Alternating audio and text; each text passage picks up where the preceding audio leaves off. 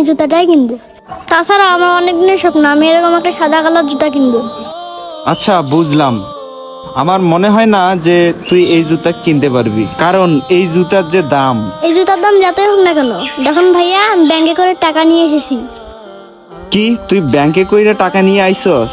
আচ্ছা দেখি তোর এই ব্যাংকে কত টাকা আছে। আমার তো মনে হয় এই ব্যাংকে যে টাকা আছে তা দিয়ে তো একটা জুতাও কিনতে পারবি না। না না ভাইয়া, আমার এই ব্যাংকে অনেকগুলো টাকা আছে। সেই টাকাটা দিয়ে আমি আমার স্বপ্নের জুতাটা কিনবো। আপনার কি বিশ্বাস হচ্ছে না আমার এই ব্যাংকে জুতা কেনার মতো টাকা আছে? দাঁড়ান আমি ভেঙে দেখাচ্ছি।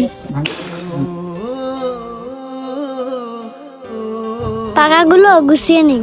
যে টাকা আছে মনে হয় জুতা কেনার টাকা হয়ে যাবে। টাকাগুলো সুন্দর করে ভাঁজ করে নিন।